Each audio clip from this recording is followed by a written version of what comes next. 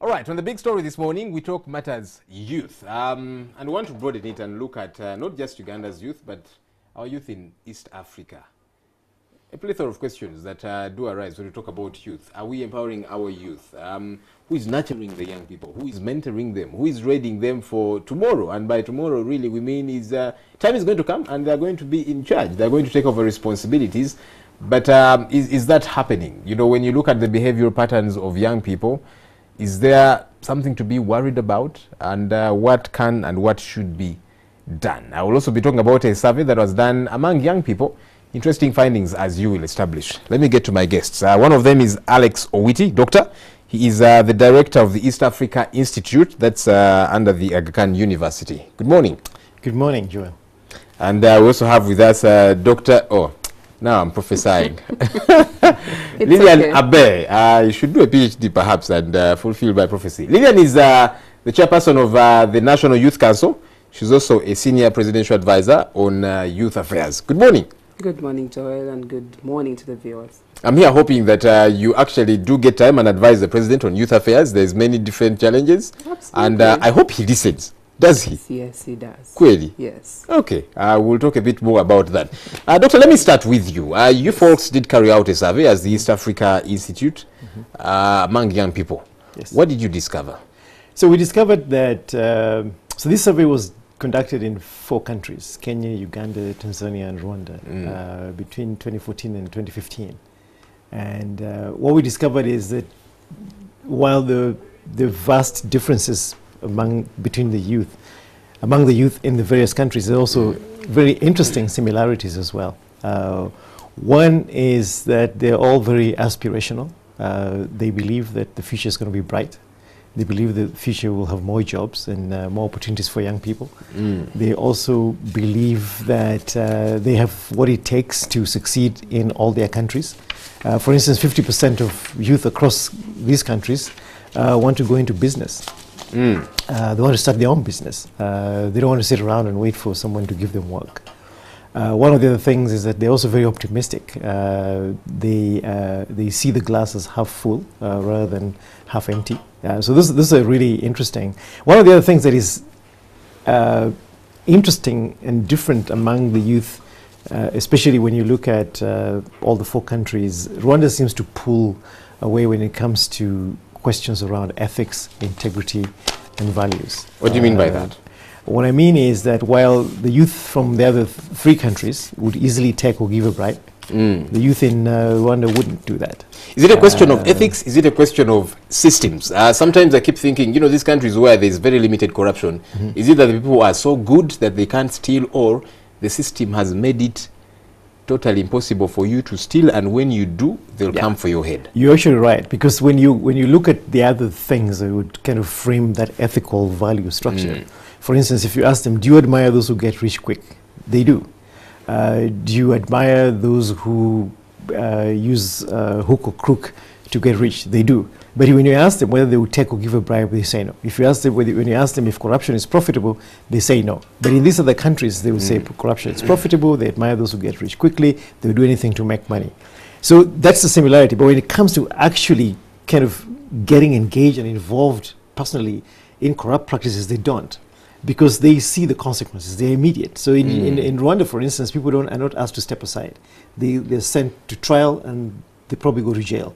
There's a list of people who take or give a bribe, there's a list of shame. So there is a strong institutional commitment to actually rid the society of corruption. In Kenya, Uganda, and Tanzania, people are asked to step aside. President Museveni himself has said that the elite have become much more corrupt, that they even beat the systems that are put in place to stop corruption. In Kenya, the same thing. At one point, President Uhuru Kenyatta said he doesn't know what else to do about corruption. We've seen Magufuli's efforts and some of the backlash coming from the corrupt individuals in those countries. So while the orientation and the value structure is still around trying to get into corruption, when strong institutions exist and there is political will to actually punish severely and instantly the corrupt people, then the youth begin to kind of fall in line and say, well, I know there are consequences for this. But in the societies where there are no consequences, like in ours, then you see these practices continue, and youth actually say, if I have a chance, I will I will take money. And that they think corruption is profitable because they actually see the corrupt thrive in those societies.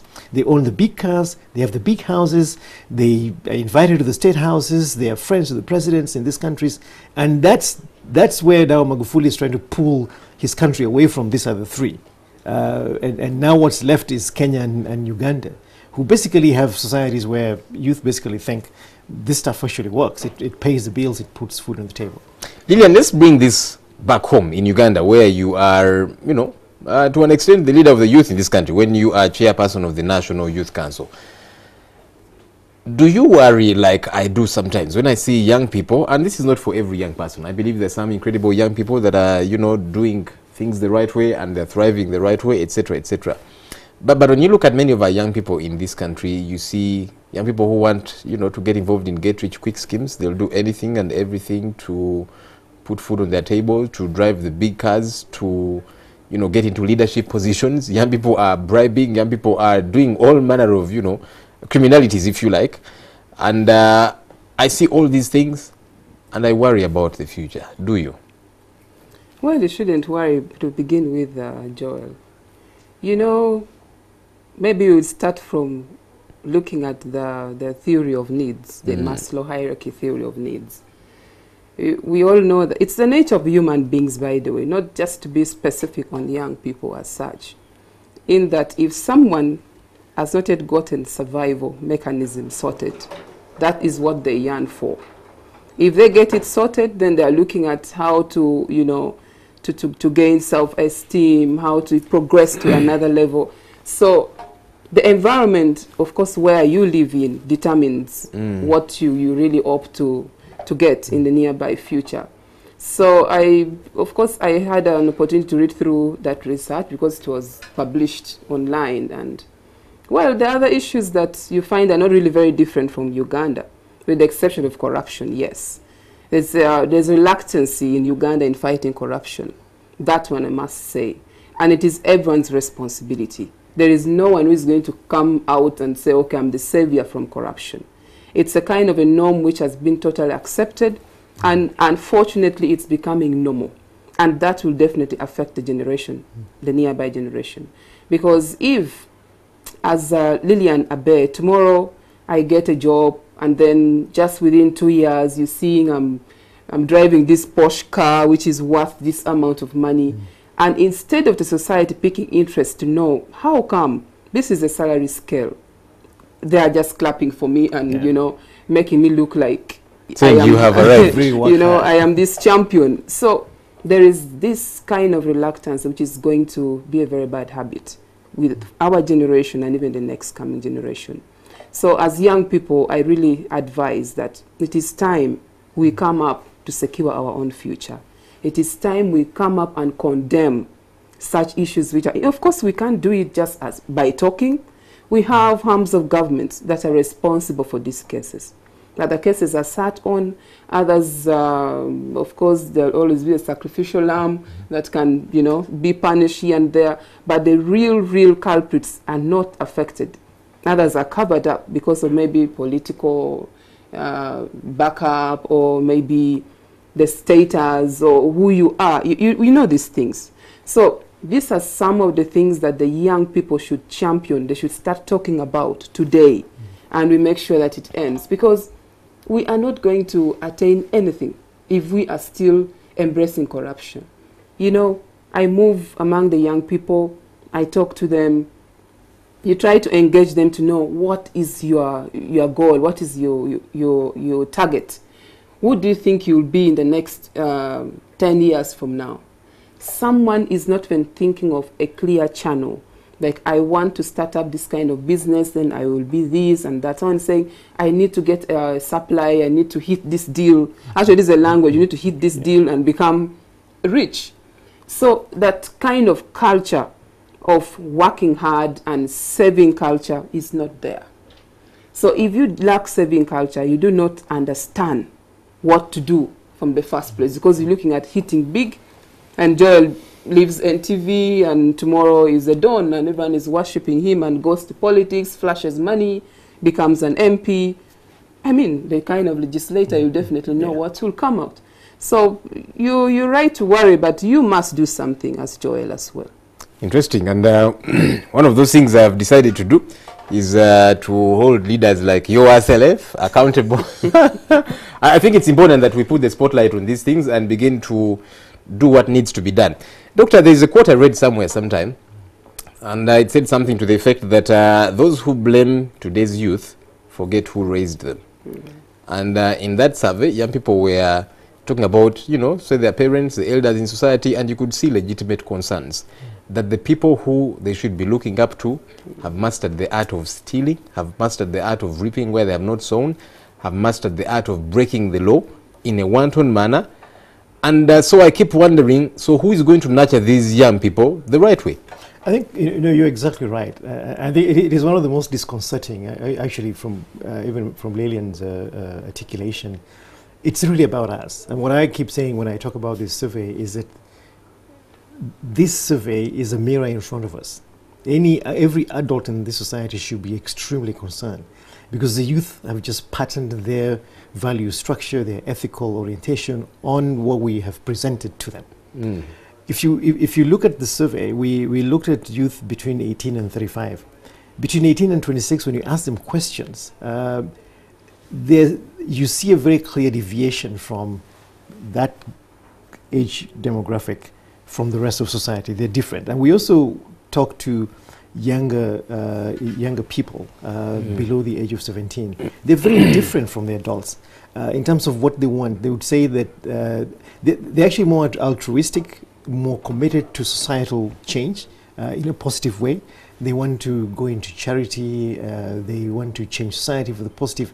As soon as they get to 26 toward 30, then you see a very fundamental shift to now the things we've been talking about. Get-rich-quick schemes. They want to drive the best car without necessarily working hard. They want to hit the big deal.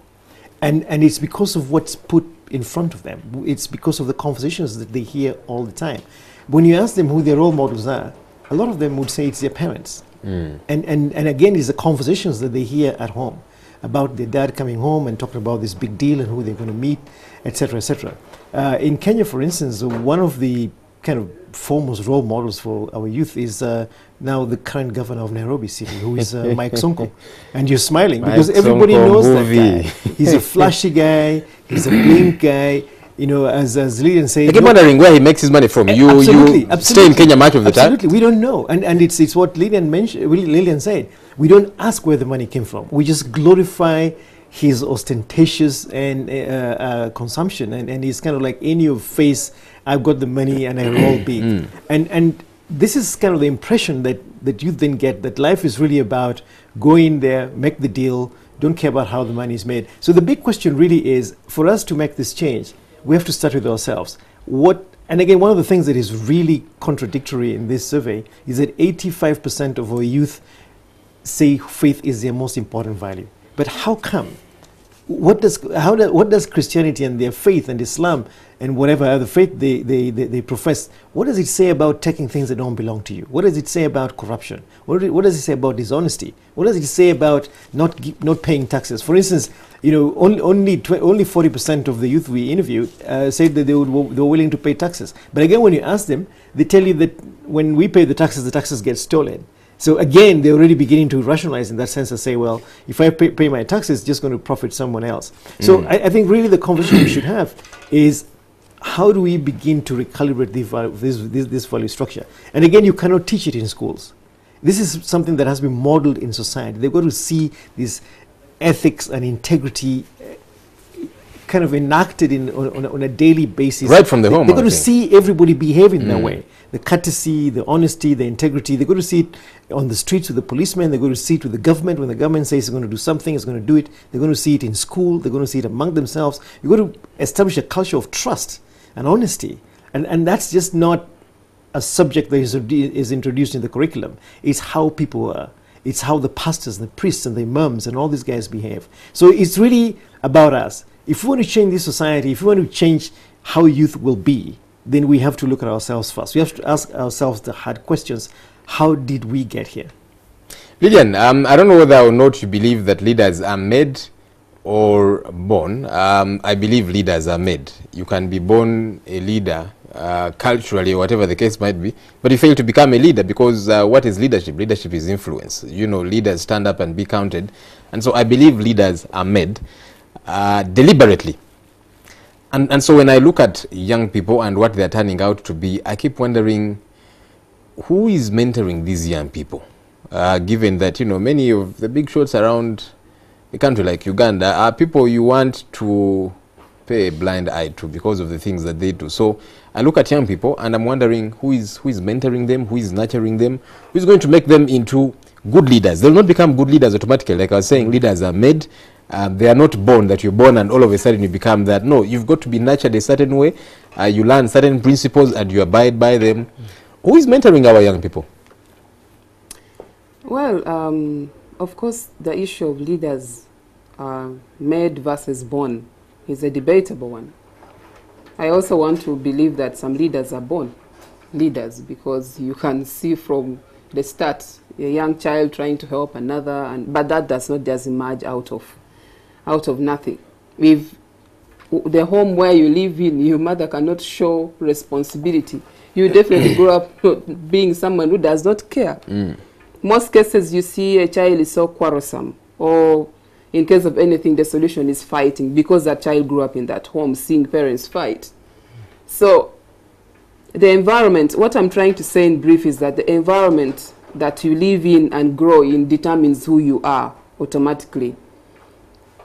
You know, there's this saying that a Jewish does not kill a Jewish. So that one, they grow up knowing, okay, we must love each other, because it's inculcated in them when they are still young. And unlike here in Uganda, we do not give a lot of close mentorship to young leaders who are just coming up. Instead, we face a lot of, I should say, fight and pull down. When you see a young person rising up and is speaking against something, like say, I'm pointing out the issue of corruption, those who are big ahead of me, who are involved in this, will look at you like this is an upcoming enemy immediately. So the issue of mentorship is something which is really questionable, that I think as a country and as leaders, because I know of other reputable leaders in this country who have really done much. And if only they would take a step to have time to evaluate what they did wrong and where they are going, and these steps, these evaluations are used profitably to maybe share with the young leaders and say, you know, when we were young, we had this kind of anxiety, we had this kind of vision, that's why we did A, B, C, D. But we think, your generation, if you do this, we shall be heading to, you know, a disastrous region, site. So such things we lack. We emerge as leaders out of the blue. And trust me, it is very difficult to sustain. It's only a circumstance. Of course, when you emerge out of the blue, you become a mess. It is a circumstance that sustains you there. Either you end up getting into comedy so that you can sustain your, your leadership. Very few people take time to really project who exactly they want to be and what they want to leave in office as a legacy. So what are we doing to reach out to the young people? What's your organization that you lead, for example, the National Youth Council, doing to reach out to young people? I know many times when you talk to young people, what's your biggest challenge? They'll say money, but everything has proved that when we throw money at young people through all these projects, it doesn't quite work. Give it time, it fails, and another starts. But I'd like to think perhaps you should be reaching out to young people in a lot more different ways. Find ways of getting them empowered, find ways of having them mentored, find ways of getting them cut through a certain mold. Are you people doing anything of the sort? Yes, as a National Youth Council, we do basically a lot of advocacy. We do sensitization. We have mentorship programs that we reach out to schools, to villages, because our structures run up to the village level. So everyone at that stage has got a responsibility to keep the youth within that sector awakened about their rights, about their roles. We do civic education. We do sensitization, and we monitor the government programs. But yes, this is what we do, but I also think that we are not yet doing it to the right extent, to a greater extent, because we do not even have that capacity. Government spends over, 50 billion in setting up our structures. But if you look at the funding which is being given to the Youth Council, it's amazing. You actually laugh at it because that's what takes place in other countries. It is only in Uganda the youth councils are really funded less, like peanuts, like, I mean, just a budget for a tea something in one of the ministries. Because if you are giving the Youth Council 1 billion, and we are looking at 77 or 75% of the population, and you expect these youth leaders to reach out to them. Some of these what's the mandate? Perhaps maybe that's where the challenge is. What's the mandate of the National Youth Council? Maybe that's where the crux of the matter is, because when you get to understand what your mandate is, then you know this is what I need to execute my mandate. Perhaps you're overburdening me with a lot of mandate without resources to execute that mandate. Of course, the mandate of the Youth Council is very clear. Is to mobilize, to sensitize and organize the youth and defend the youth against any form of manipulation. So you realize that with these four issues, which are our mandate, it covers almost everything. Because if I talk about advocacy, I must make the youth know about what affects them and how they should address it. If you talk about sensitization, I have to let them understand that there is this government program that you can benefit from. There is this opportunity that you can benefit from. There is this challenge within the environment, which includes health, education, and, you know, unemployment. All these issues are still within. So you can hardly do that with limited funding. And by the way, if such organizations like the Youth Council would be given priority by government, I believe it would create a lot of difference. Because if an elected leader of that environment comes and stands and talks about something and says, look here, this is wrong, it's going to affect our generation, someone tends to understand and picks it up very easily. Other than you, Joel, driving, going there with your big Benz or your minister or your so-and-so, they'll be like, these ones have already seen it all, they've already reached. I do not understand what they're saying, because could be they did another thing to reach where they are.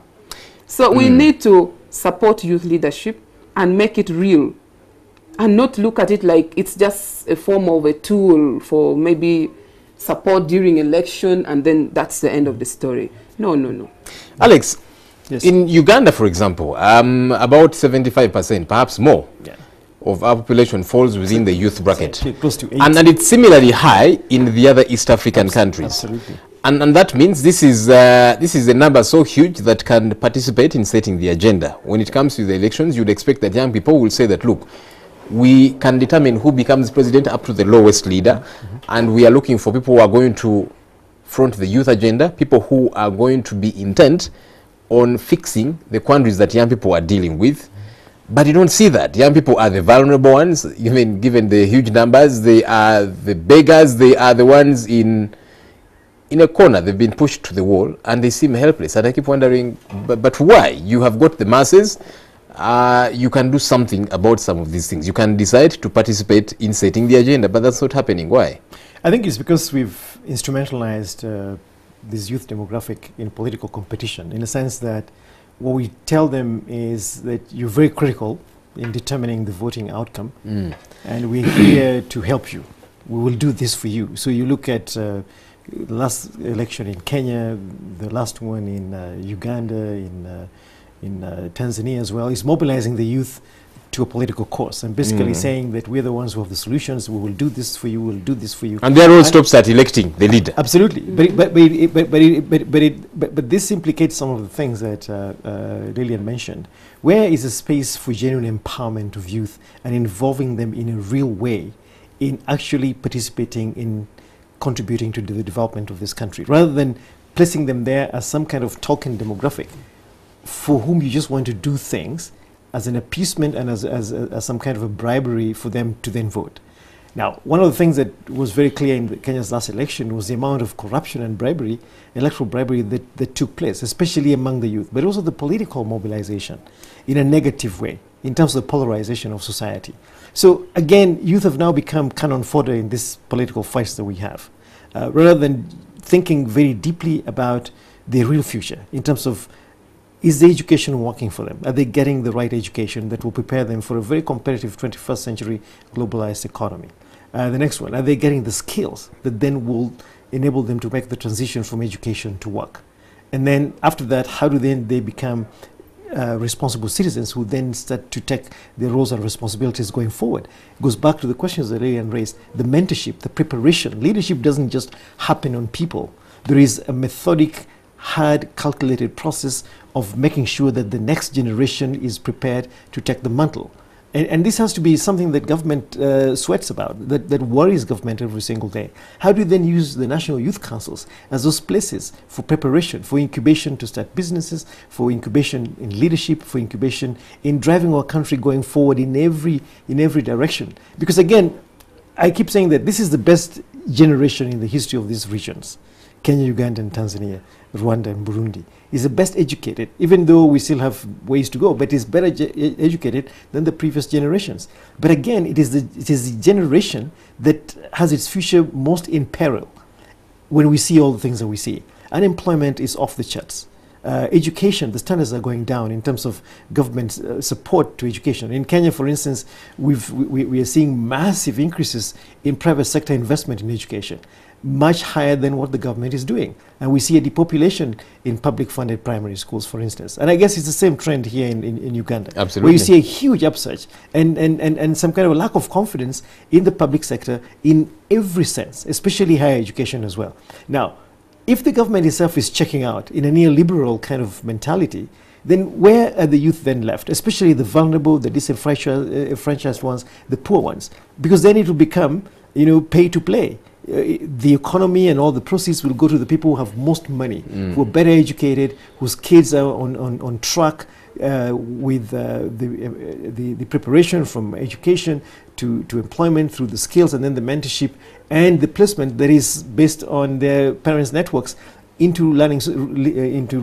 society. So we're creating this elite structure that is also making our societies very vulnerable, especially in terms of inequality and the gap that we create. And for a majority of young people, from about 80% of our populations, this is a time bomb. Lillian, when I look at the youth leadership in this country, away from the National Youth Council, we have got youth MPs, we have got youth councillors, we have got youth leaders at different levels. Are young people getting value from their leaders? Or are they there, that the system will say, let's create a few positions for young people so that they don't feel left out, so that they feel like they are a part of this. But are young people getting value from their leaders, you think? Yes, they do get value from their leadership, of course, because they have representation.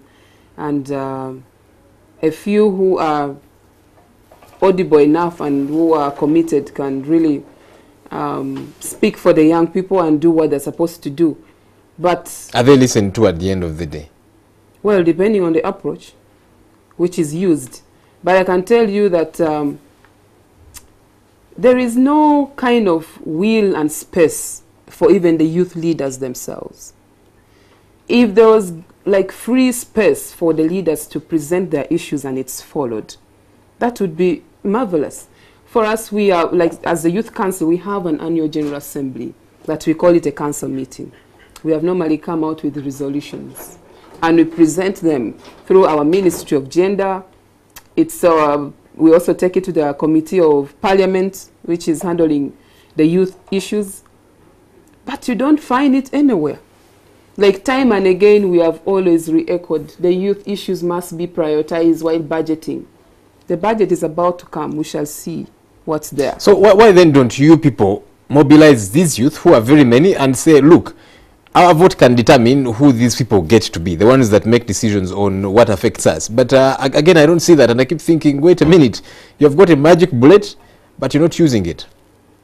Well, of course, the approach of handling these issues vary. Another approach is to continue advocating and pushing for issues, because we have our ways and channels on how we handle youth issues. We have the youth MPs in Parliament who are supposed to focus more on the issues of laws and regulations. We have our Minister for Youth and Children Affairs who sits in Parliament, in Cabinet. And that's where she's supposed to push for our issues. We have all these, different offices. The council is supposed to collect the views from all the districts up to from the villages and brings it. But sometimes this is not happening. So probably the youth may need another approach. We may need to organize and have another approach to champion our issues. So, but all we need to say is that we must make sure that these offices or these positions that we were elected for are functioning. If they're not important, then we shouldn't waste money having the elections done and putting us in office, because we do not want to be just pictures, seated and say she's chairperson of the youth, and then so what? So these are things that we need as young people to come up and make it very clear. And by the way, if we mention this, we may think it's government. This is even all over, even the opposition, political space. If you look at how the big heads there do not even give space for the young people to take on the leadership. You see fights here and there. So there must be this kind of harmonization, and people must get it in this country. There is a reality that the young people must be mentored and must be supported, and we should have this kind of balance in every section. If we are giving jobs at ministries, how many percentage are going to the young people below the age of maybe 25 to 35? What percentage? If maybe we're having a cabinet list coming out, how many young people are on that cabinet? Because whether we like it or not, there must be a section of people growing and transiting to another level. And these are the very people who will take on the mantle to lead this country, or to be the technical people, and they need to be trained. But if we keep on focusing, you don't have experience, or we have this program for you, that is not enough. So these are some of the issues that I think people must start discussing. Not looking at young people like, oh, the youth. Today, the perception about the youth in Uganda is really very bad. Hear about youth, oh, the rowdy people, oh, making noise, you know. So that does not help. No one looks at who is going to take over this country, who's going to take over being a permanent secretary, who's going to take over being maybe the director or managing director of ministry of some, you know, these things people don't look at. And trust me, Uganda is very interesting. But the environment just allows people to emerge out of the blue. And you can't blame them tomorrow. All right, we need to begin to wrap this up. Alex, looking at your survey, you could see a state of despondency among the young people, a state of hopelessness. They feel, you know, there's not much for many of them ahead. If you were to do this survey 10 years from today, or whoever will be in your office, do you envisage a situation where maybe things will be better, or perhaps worse, based on whatever you see being done or not being done? What do you see ahead? Well,